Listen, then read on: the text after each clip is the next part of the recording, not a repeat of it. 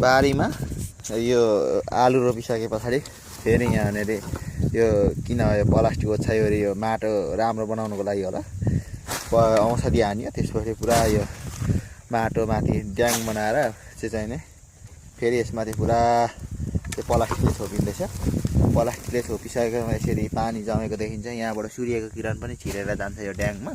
अरूतिर चाहिँ यो कालो छ भने यो सूर्यको किरण छिर्नुको लागि यसरी घाम पर्नुको लागि यो ड्याङ बनाएकोमा चाहिँ अब पछि रोप्नेमा चाहिँ सूर्यको किरण छिर्ने सेतो खालको छ।